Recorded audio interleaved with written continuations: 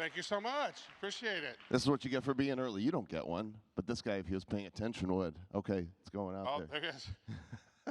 Very nice. Oh yeah, that was a running mob for that one shirt. That was so good. All right, let's say words. We got a lot of words. We need you guys to listen fast. I know it's early in the morning, but it's a miracle that we made it here awake. Because we did think it was at 9:30, so we realized it was at 9:05. I'm like, oh shit, it's 9:05. Go. I better get up out of bed. I better go. All right, so we were the first one. We started Bad Crypto back in 2017, so almost 6 years of doing this show. And we discovered Crypto Kitties, and we believe, unless challenged by somebody with proof, that we were the first podcast to talk about NFTs that year. And we started working with Patricio over at PoApps really early, right when he invented it, and we started launching these out with our podcast. We released over 1.5 million NFTs, many of them from our brand blockchain heroes on the Wax blockchain. And we advise a lot of these companies right here. Notice on here what's not there. FTX, we did not advise them. We did not. We did not advise Luna. Nope. Not Signature. Celsius, we None didn't of advise them. that. Yeah. Nope. SVB, that bank, we didn't advise them either. So it's good. That's probably a good thing. Yeah. Now this guy right here, he has minted so many NFTs. I have dubbed him Sir Mintmaster Joel. Wiki, wiki, wiki, wiki. Over 20 different chains this guy has minted NFTs on. Yeah. I'm addicted. So what we're going to do today is talk about the past, the present, and the future of NFTs, starting with the ghosts of NFT past. Yeah. So I don't know if you guys know this, but the very first NFT was on Namecoin back in 2011, which was a long time ago. It was indeed. 12 years. Yeah. Crazy. Then we got Crypto Kitties, Crypto Punks, all that in 2017 when things started popping. And then NFT.NYC, 2019. First one and the biggest. So, we just thought it was hilarious when we discovered these digital collectibles that you could collect and breed. They could have sex and you can make little baby kitties. I was like, what? A JPEG can have sex with a JPEG and make baby JPEG?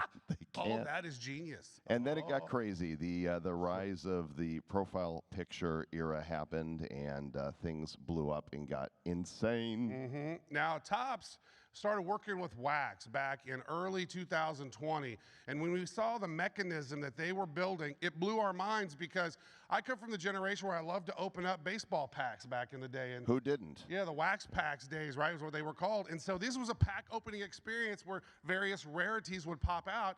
And so we took some inspiration from that and launched Blockchain Heroes, because we saw the mechanism that could make it work. You can't really do this on Ethereum. Gas fees are too high. So we don't work for Wax, but we are huge proponents of them. If you look at the sales during 2021, 2022, it's like boom, over $4 billion in the marketplace on OpenSea in January of 2022. Yeah. But then NFT.NYC 2023 happened, and look at all of the people all around us. There's a lot of people that don't want to be thinking about NFTs right now. 2024 will be huge, though. I'm telling you, the market's going to come back. This is most of the NFT marketplace right now. People are very sad and unhappy. So everyone will get a tissue outside when you walk out the door. But there's growth happening at the same time, that is right? True. There are a lot of NFT marketplaces that are popping up. We've seen these right here. These are some.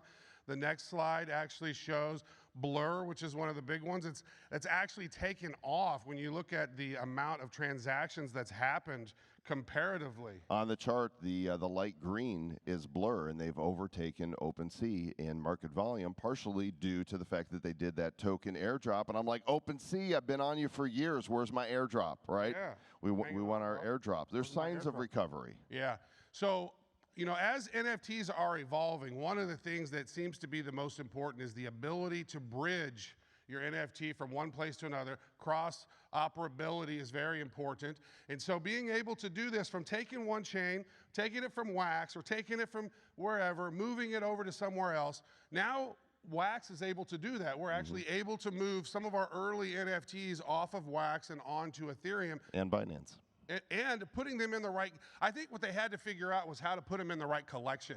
Because, if you're going to move this one over to there, you take a CryptoPunk and move it over to Binance, are you even in the right area? It's complicated.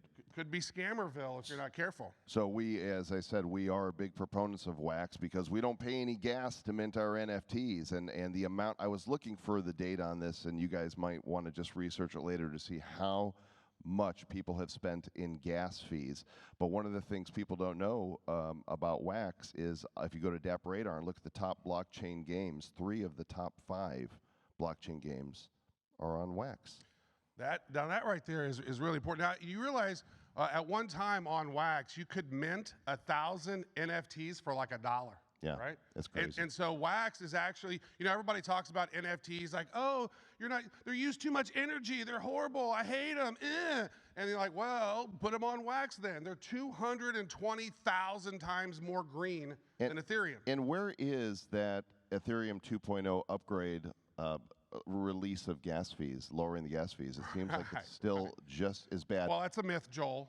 One of the best things that the bear market has brought us, though, is this, the memes.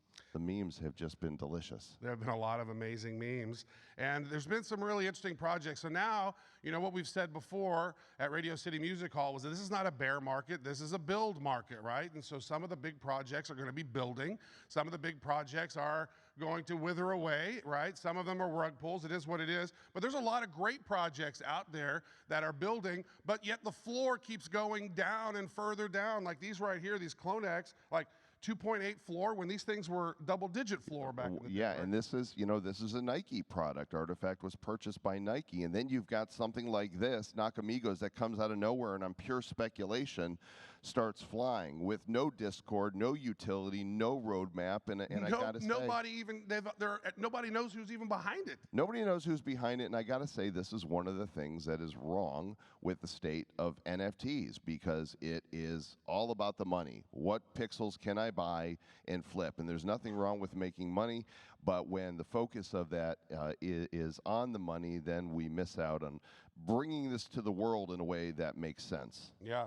And so this, look at this right here. This is crazy. Bitcoin Ordinals has just really taken off here recently. And somebody said it's maybe the rudest thing to do to a Satoshi is to make an NFT out of it. But because people are saying some rude things on there because, the internet, that's what happens. Right. But these right here, the people on the Bitcoin community now it's funny because you watch all of these maximalists like, I hate NFTs. NFTs are shit. I don't like them at all. And then like, Bitcoin Ordinals are great. I love them. Right. And now we've got people complaining because it's clogging up the Bitcoin blockchain and it's taking transactions longer to process. The fees have gone up. Do we really need NFTs on Bitcoin? Well, if you're a purist, then the answer would be yes. My answer is, it's just another one of those chains, Joel, that you've minted an NFT. Here's one of the other problems right now with the current state of the market. Yeah. So there are a lot of NFT influencers that have been in hot water, right? Some of them are getting in trouble. They, Floyd Mayweather and some of these other ones that were promoting NFTs. A lot of times they don't even know what the hell they are. Now this one right here was really interesting to me. But by the way, if you put money as your middle name, what makes you think the SEC is not coming after you? Right. Yeah, no joke. I'm flooding more. Oh, we got a problem with you. Like, no, we don't. So this right here is an interesting conversation that took place between Mr. Beast and Logan Paul about Gary Vee. We'll go ahead and run this. Do we have some I don't have any audio, so you can just read that. Imagine in Mr. Beast's voice. This is what he's saying. Yeah. Out of nowhere, Gary just calls me and he's like, yo, I got 30 people to cop on this call, jump on. He's like, I don't care. No, you need to do it. It's the best decision of your life. Financial advice? I don't know. So they get in and Logan's there and all these big money people are there and Gary's like, get CryptoPunks. It's the next best thing. It's going to change your life. Yeah, and they're all like, yeah, really, Gary? Come on. Gary's lost it. There might be a word for that, which we won't speak. And so they went out, and that was in February of 2021, because you could go in and look at their wallets to see when they all went to start purchasing CryptoPunks. So to me, I look at that and I go, wait. So they pumped the market. CryptoPunks went up. Gary ends up launching Gary V Friends in June or whatever. So the price is exaggerated. So it was either a brilliant marketing plan by Gary V or it was something the SEC might not like. Or something unspeakable. Yeah. So I don't know. Meanwhile, one of the big problems we're having is collections on delivering on promises. I'm not a proof holder. I am a Moonbird holder, and very sad because they're like 2.3 floor right now. But Kevin Rose canceled their proof collective conference, and a lot of people are unhappy about that. All right, there's proof that there won't be a conference. And what's interesting now is that it seems everybody in the world now seems to have a metaverse. Like, let me see your metaverse. Show me your metaverse. I like a metaverse. Not publicly. Oh, okay, sorry. Yeah, I It's a wouldn't do different that. metaverse, I guess. And of course, one of the biggest problems is all the scammers and the thieves out there. Wherever there's money, there's going to be people like this. And when Kevin Rose lost like $2 million in NFTs, I thought, how could he be so stupid? You should know better. And then guess what happens a month later? Yeah. After 6 years of doing NFTs, I got social engineered and got phished. I lost only about $1,200 in NFTs because I figured out what was going on. But it's a presentation in and of itself to talk about how they did it. It was actually brilliant how it was social engineered, right? Yeah. So it's like, so how did that even take place? So they went to a collection that I was in, made a fake post that looked like me, got me banned from the Discord, messaged me to say, why'd you get banned from the Discord? This you? And I'm like, I'm not. I went to the Discord. I was banned. They legitimately social engineered the Discord to kick me out, so it made it look like that was legit. And then I got set up on a fake Discord, clicked collab land, and boom, all of a sudden my Zerion notified me that 4 of your NFTs are gone. Yeah. And in the queue was 72 transactions waiting to be confirmed. So I hit reject all. Yeah. That right there is the lesson. If you do not have Zerion or the Floor app or one of those type of things to monitor your wallet, so if you start getting notifications that things are leaving your wallet, there's something that you probably there's need something to go you need do. to know. And I watch his wallet. I know every time he mints an NFT, you go watch all your friends' wallets. You go watch Whale's wallets. He's So stalking me, dude. It's crazy. get into the It's a little predictions. creepy, actually. He's even on stage with me now. I know. What the hell? Come on, let's talk about the future So now. this right here, the future of NFTs, like I put this slide together, the future, because I want to focus on, parents. If you are a parent and you like NFTs, chat with me later because I want to touch base with you on Yeah, some we got stuff. some things to talk about. Yeah. So the term NFT has been absolutely poisoned, such as Yeah, NFTs kill the environment. Wah. We talked about that, go right? hug a tree. I right-clicked save as. Now I own your NFT. Ha ha ha. Thanks, that's great. And I would say this is that sentiment for NFTs and metaverse in America is much lower in America than it is in Southeast Asia. That's true. So innovation is taking place in other places, whereas a lot of people here are saying these things. Oh, it's Beanie Babies, it's tulips, these aren't any good. While as other companies and countries are taking the technology and doing amazing things, we just kind of sit and poke fun. Well, first of all, tulips are beautiful, and if you've looked at the value of those old Beanie Babies right now, you might not be saying that because they are collector's items. And finally, gamers reject NFTs. I had the privilege of listening to my son Ryle speak yesterday on the gaming stage to talk about how many approaching play to earn are doing it all wrong. We'll talk more about that in a moment. Yeah, but seriously, why are gamers rejecting NFTs? Like, that's a match made in heaven. I think it's been poisoned It's from the those other slide that's points. coming. It's coming. Yeah. So digital asset ownership is really a better term maybe than NFT. It's a DAO. But that is DAO. It's a digital. Maybe, you know what I was thinking? Maybe we could call it digital asset tokens. Give me some of that. I want some DATs. Give me those. So let's talk don't know. blockchain games because I'm a big gamer. I have been since Pong came out, and before that it was pinball machines. And these terms that have been used, play to earn, play and earn, play and own, they all miss the mark if you're wanting to reach gamers. This Web3 world we're building is going to reach gamers when we just strip it of the rest of the terms and stick with play. Games should be fun first. Now, I'm not saying that you can't earn a token and that you shouldn't own assets, but if this isn't the primary focus on what brands are building, then the game market is not going to easily accept it, and we're pushing mainstream adoption down the road. Yeah, you got to make it fun. Like, that's part of the thing is that, now I noticed this because we have a correspondent in the Philippines, Donald Lem, and he talks a lot about what the Axie Infinity and how that thing happened during COVID. And for some, it was pretty fun, but then overall, like, you had to buy the NFT, then you did all this, and some people were earning a massive amounts of money for about 8 months. Then the market tanked, and then, well, nobody started playing Axie Infinity as much anymore because why? It's not fun.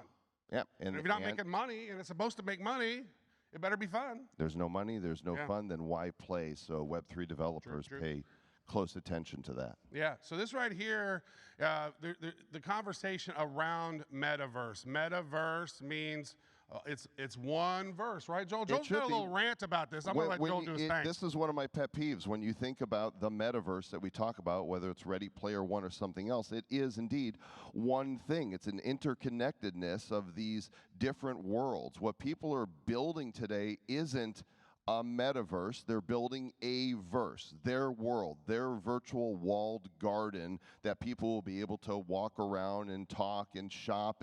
And my question for everybody who's developing this is, are you creating what people actually want, or are you creating something just because you have the tech to be able to do it? Because if it's the latter, it's doomed to fail. And I think we might be seeing that with Decentraland. And I've owned land in Decentraland since they first started. And they did their fashion show a week ago, and it was down 75% from last year, because you really can't do all that much. And do people really want to spend their day walking around with this subpar artwork waiting for load times? And so we're stuck with this term metaverse now. Yeah, and that's the thing. It's like, what do you do in your metaverse? Do you do anything that's even fun? Are you playing? Like, oh, you can buy land. Okay, well, cool. Well, then what can I do? Well, you can walk on it. Yeah. Well, that's awesome. What else? Well, I mean, you can pay lots of ETH for it. Do you want to shop? Who really wants to shop in a metaverse? One person. One guy. Two. Two people. Three. They better They'll make shop the damn anywhere. experience I know brilliant, that. is all I know. And there will be an audience for that, but damn it, if there's something I want, I'm going to Amazon and I'm clicking the buy button, and I'm not waiting for load times, and I'm not having that extra experience. I'm just getting what I want. If I'm a Prime member, that means I want it fast. Why am I going to waste my time walking around? I'm not saying the metaverse won't be a thing. I'm saying the metaverse, as we're talking about it, isn't a thing. Yeah, and I'm just trying to figure out what the hell that thing is in the middle of that metaverse. It was weird. I don't know. AI's got its own brain sometimes, for sure. So the future of NFTs. Now, if you go to ChatGPT-4, which I've done, and I said, I created this slide here before this, but I was going in and go, what are some of the NFT use cases that are not just overpriced JPEGs? How many did it give you? It gave me over 150 different use cases for NFTs. Now, about 75 of those suck. They were just stupid. But there's I want to know what the sucky ones. You want to were. know the sucky ones? Yeah. I should just create those and just like, here are 75 shitty potential use cases for NFTs that no one will ever do, and like it'll be huge. It's like a BuzzFeed article. It's like, it reminds me of that project we had on the show, that when everybody was creating tokens in 2017, 2018, this project, I'll call it out because they're dead. Yeah, it was called EHOTech. Oh my God. So basically what it was like a Fitbit for horse saddles. And I was like, dude, why the hell do you even need a token for that? He's like, no, man, because it's like the more they're riding, you're making. I'm like, dude, just go to freaking Churchill Downs and get some Colonel Sanders looking dude to invest in this thing, because who needs that? Nobody needs. And they went away. They didn't do it, but it was horrible. It was the dumbest thing I've ever seen. I was even calling it out in the interview. I was like, this is really, really dumb. So when we look at some of the use cases that are coming, we talked about gaming, we talked about this metaverse thing, ticketing and events. Ticketmaster is getting on board, creating digital ownership tickets. Identity is going to be popping out, right? So this is one of those things that I think could be a beneficial thing. Like, seriously, we're in this world and I don't see any borders from sky, right? If I just had a little NFT passport, I should be able to go wherever the hell I want. And it changes, well, we've got voting systems on there, voter ID. That kind of blockchain fixes that. NFTs can fix that. There's my ownership. This is me. What's really cool about that is, like, a lot of people have argued about blockchain for voting, but you could literally take your vote, upload it to the blockchain so you could actually see where it is and reference it, and to make sure it didn't somehow get switched over to somebody you didn't vote for. Of course, digital and physical art are a big deal, and music and video rights. This is, we're starting to see Gala Music is doing it, and some other brands. LimeWire is back, and they're releasing music as NFTs. You own it, you can play it. Yeah, and I like the idea for counterfeit protection, because I've been to China. I've seen those different factories there. And say, for example, they're going to create 5,000 or 500 Chanel bags, right? and they create the 500 Chanel bags, but they give them enough product and enough fabric to make 600 Chanel bags. So you mean to tell me that if they might have some errors and some stuff, and so they make 500 Chanel bags, but now they got enough to make another 75 Chanel bags, so they do, but is that an official Chanel bag or is it not? If it had an NFT connected to it, you could say this one is official, this one is not. Right? And that's a digital twin, which is a use case, and I'm going to say 2 words because I'm pretty hype on this and I've been going down the rabbit hole myself. I recommend that you go down the rabbit hole as well. Those 2 words are spatial web. Okay? Pay attention, take note of it, spatial web. And that's going to make these digital twin things come to life for everything. And I want my digital twin and your digital twin to get plugged into ChatGPT and AI, and they can go record the podcast. Dude, you know what? We've actually done some of that already where we've taken our voices through 11 labs and then some other things and other apps to create animated versions of ourselves that sound like us, and then we've recorded parts of podcasts with that just for fun. We just can't get them to make the corny jokes. Yeah, that's the world. The inflection's not quite there yet. But I tell you what, AI is truly changing the game. Some of the things that can be done with AI now, like I think I've done over 7,000 Mid-Journey images so far that I've created. This deck, a lot of this was created with Mid-Journey. But ChatGPT-4 is so scary. It's like I'm 10 Travises now. Like I have like a super intelligent assistant, and especially if you start adding the right plugins on top of ChatGPT-4, like I'll give you a little hint, AI PRM, it's a Chrome extension that goes on top of ChatGPT-4 that makes it ridiculous. It levels it up like beyond what you think is even possible at this point. You're the mix AI master. Dude, I've been playing with all these AI tools. It's crazy. And so, you know, we said, okay, what can AI be used for in creating NFTs that people will want to consume? And these are just some of the things that it spit out. It told us this is what you can do with NFTs. Because if you're talking about, you're creating a slide about AI, you got to ask AI what the hell it thinks. ChatGPT. And then it also gave some shitty examples, but we didn't include those.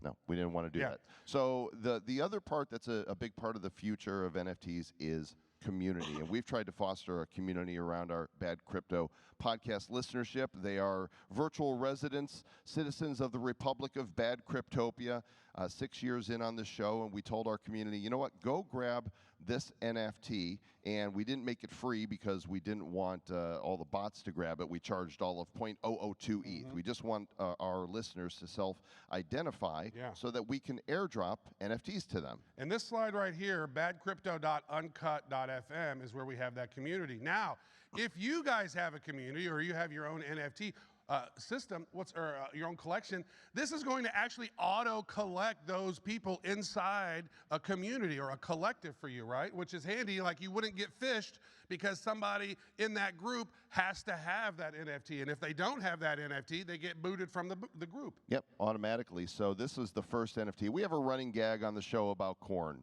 It's the only food you get to see twice. It's so true. It's kind We're the corniest people you probably running know. gag. And this was the first NFT that Travis created using Mid-Journey. Captain Corn, he's got the little Bad Crypto logo, and we airdropped this to our first members. So there's only 100 of these. But the beautiful thing about NFTs is that once you've created them, you can add value anytime you want. Yeah, and so what happened was there was 111, or there was 100 of these, and the last one finally got claimed about 2 weeks ago. And so once that 100th one was claimed, I went on Mid-Journey. I started to create these little corn wizards. And so I came up with these little corny characters, and I was like, oh man, we're gonna drop these corn wizards to our collective, right? It's gonna be fun. So I created 10 different corn wizards, and we dropped them. And then what was interesting was I said, wow, there's no women corn people. Somebody's gonna be upset about that, so I probably better make some corn women. And so they're the mystic maidens. And then what turned into this whole thing now called Cornytopia, which is actually something, if you are a parent, well, we need to create media that's going to inspire, educate, and entertain, as well as promote critical thinking, problem solving, and emotional intelligence management. So we're going to create this. We're creating this whole platform. The Discord's already going, as you can see. Discorn.gg is how you get to that. You'll get your phone ready because in a minute we're going to put a QR code up that you can grab a free NFT we've made for this conference right here. Oh, look, there it is. So as you're grabbing that, it's a free Founders Cornytopia NFT here from the conference. Yep. We host 4 shows now. Bad Crypto will be 6 years. I've put up with you for 6 years. Crazy. In July. Yeah. And so the Web3 show is a show that Chris Snook and I, he's a co-author that we wrote a book back in 2017. We're doing that show. We're doing all of these shows. And actually, if you get this NFT, that's going to give you access to the Discord so you can actually vote on the chapters as they get written. So we're actually adding utility, and nobody paid anything for any of this so far. So we're just having fun and adding value to communities and rewarding creativity. And now the most exciting part of the presentation is we're done. Thank you very much. Oh, thank you so much, NFT.NYC.